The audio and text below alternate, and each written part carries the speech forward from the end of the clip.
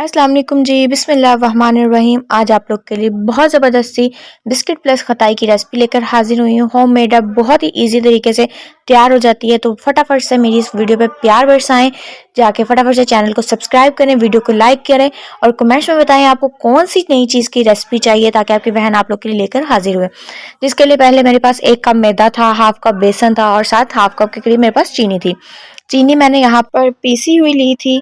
उसके बाद दूसरी साइड पे हम लोगों ने कढ़ाई रख लेनी है और कढ़ाई को अपनी लो फ्लेम पे रखेंगे। अंदर मैंने ऐड किया है सम सॉल्ट ऐड करने के बाद यहाँ पे मेरे पास स्टील की प्लेट थी, उसको हम लोग उल्टा करके रख देंगे ताकि जिसके ऊपर हम लोगों ने अपनी प्लेट रखनी है। दूसरी साइड पे कवर को हम लोगों ने पौने से अच्छे से कर लेना है कवर। और यहाँ जी ऑयल है मेरे पास तकरीबन हाफ से भी हाफ कप, बट आप लोगों ने इतना ऑयल बिल्कुल भी यूज नहीं करना। यहाँ जी बस थोड़ा डिसमिस हो गया था सिस्टम तो मैं आपको नहीं दिखा सकी। आप लोगों ने तकरीबन 1 कप के करीब या पौने कप के करीब ऑयल लेना है जिसमें अच्छे से आप लोग का जो आटा है वो गूंदा जाए। यहाँ जी पहले हम लोगों ने बेसन ऐड करना है, देन अपना पहले मैदा ऐड करना है, देन बेसन ऐड करना है, उसके बाद हम लोगों ने अपनी शुगर ऐड कर देनी है।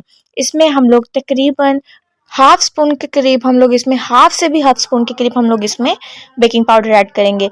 चुटकी भर आप लोग लगा लें, फिर चुटकी भर हम लोग इसमें सॉल्ट ऐड करेंगे। ये कुछ इंग्रेडिएंट्स है जो हम लोगों ने मस्ट ऐड करने हैं और इसी से होममेड आप लोग बिस्किट प्लस खटाई रेडी कर लेंगे और बहुत इंशाल्लाह यम रेडी होने वाली है।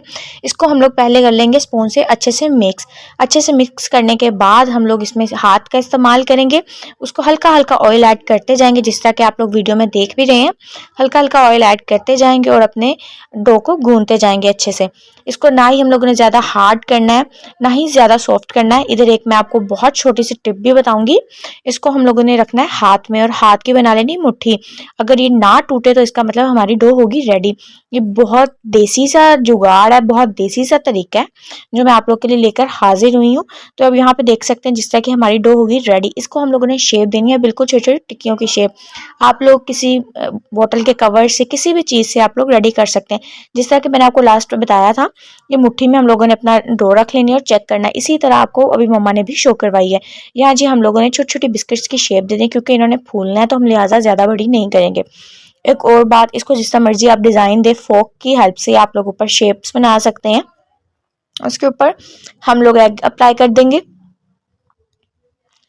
एग को अप्लाई करने के बाद हम लोगों ने इसको जिसमें हम लोगों ने गर्म करने के लिए रखा था अपनी कढ़ाई उसमें रख देनी है। यहाँ पे आप फिर देख सकते हैं एक स्टील की हम लोगों ने दोबारा से प्लेट लेनी है।